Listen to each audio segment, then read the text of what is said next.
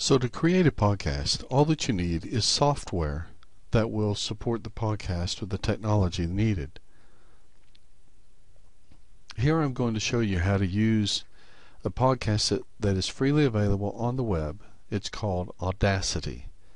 At the end of this tutorial, I will provide you with a link that will take you to their site where you can download this for free. For now, I just want to show you the simple parts of this particular program and show you how to simply create a podcast. And then I'm going to show you just a little bit more of how to add and add some pieces to your podcast that will make it sound a little bit more professional and get your students more captivated by the particular podcast. First of all, it's a really simple thing to use. Much like your VCR player, these buttons here control everything that you need, at least to begin with.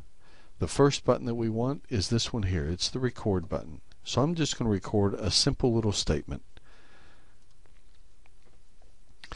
One of the authors of podcasting has said that unless you have a specific reason for using a podcast, podcasting for the sake of podcasting is useless. But once you have developed a good, sound reason for podcasting, then it may be employed effectively. Now all I do is hit the stop button, and I have essentially created a podcast. It's essentially ready to go. Once I export it and then upload it, it's ready for podcasting. I've created an audio file here. Now, let me explain about just a few of these tools here. The first one is this button. This will take me all the way back to the beginning. And let me show you what these other buttons do. This takes you to the end. I've already shown you stop. Here's pause, record, play. So we want to go back to the beginning. I click on that, and my playhead should be at the beginning. There it is. Okay, back to the beginning. This button is for selection, but it's also to move the playhead from place to place in your timeline, in your audio timeline. So if I click anywhere in this area, I can move the playhead to that spot. There it is. Or I can move it out here. Or I can go further. Move it out here. So that's one use for it. Another is to select pieces and get rid of it if you would choose. For instance, this particular spot here looks like there's some sort of audio junk in there, and I don't really want junk in my audio file. So if I just highlight that, and then on my keyboard, my computer keyboard, hit the delete key, and you'll see it disappear. Don't worry, it's not gone permanently. If you choose to have it back, all that you have to do is go back to the undo delete. But keep in mind though that the more things you do, the further back it gets, and eventually that particular delete will be gone. So I've deleted that, and actually I'd like to get rid of a lot more here in the beginning, so I'm just deleting that. Let's go to the end, and I want my clip to end immediately after I'm done speaking. So you'll see it tails off. These lines here show you where all the audio is, and then there's nothing, so I want it to end there. Another tool is this one, and I'll demonstrate this a little bit later, but it's to help you increase and decrease volume in specific selections on your audio tracks. The other piece that I want to show you is this button here. This is the time shift tool. If I click on that, I can move my audio piece back and forth across the timeline here. So I'm actually giving it space. Now I've given it 3 seconds before any audio actually begins. And you can get more precise. This line here would be 3 seconds, so I want that to be just right at 3. So in other words, I've now given 3 seconds of air without any audio coming from me. So I can move this back and forth. The last piece are these buttons here. These are to help you zoom in or zoom out. These are very effective tools when it comes to editing. Sometimes you say a word that you think, oh, I wish I hadn't have said that. But you can't get so precise when you're on this level of viewing.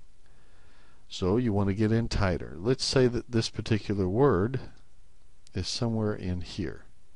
I go back to my selection tool, move my playhead to this point, and then if I zoom in real tight, I can see somewhere in here will be a word. If I hit the play, now it moves really fast.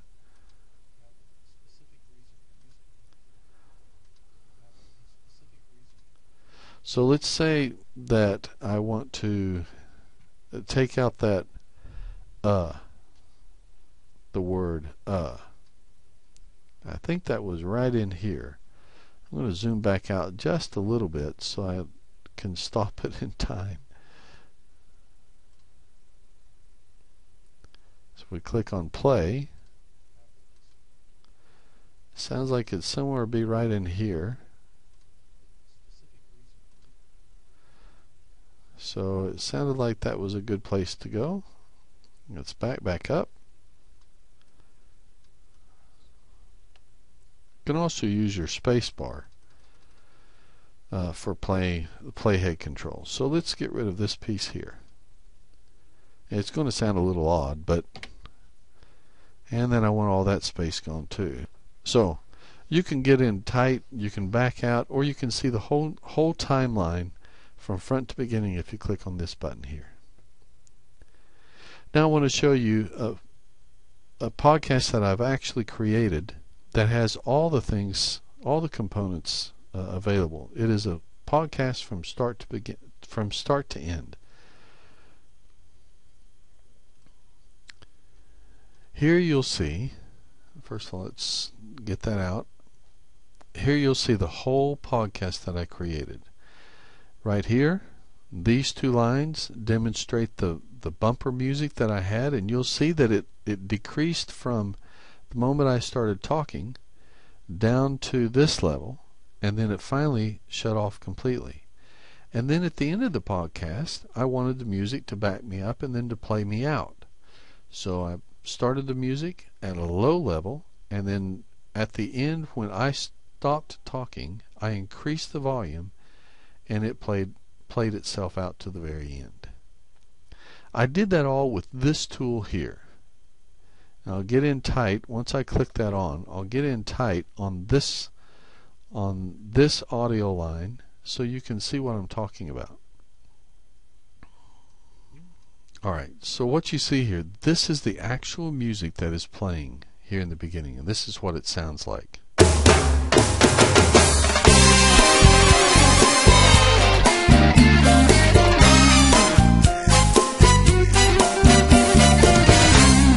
Hello class, today is okay. Because that was a natural break, I wanted to start talking in this level here at this point, but I couldn't use the music up that loud while I was talking, so I needed to calm it down. By selecting this tool, you'll see a little dot there and a little dot there. I was able to decrease the volume by clicking here first and then clicking here and pulling this level down like this. See?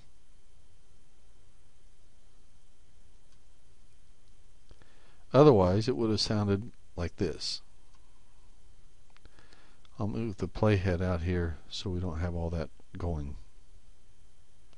Hello class, today is December the 7th, 2009. Yeah, so you couldn't even hardly hear my voice at all. So we needed to calm the music down. So I clicked on this, pulled it down fairly significant, and this is what we have then.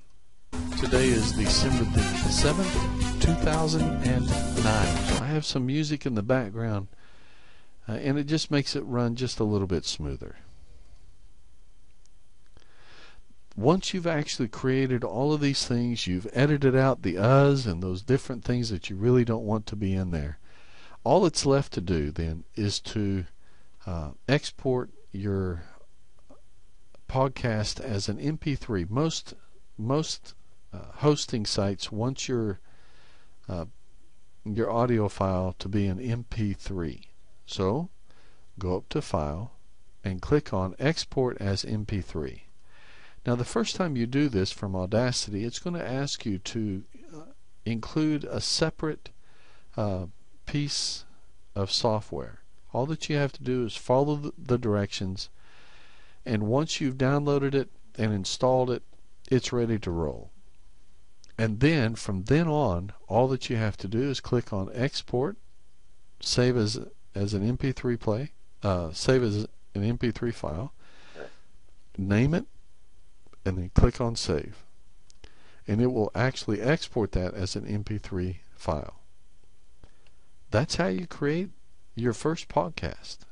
Now I'll show you how to upload that into a website.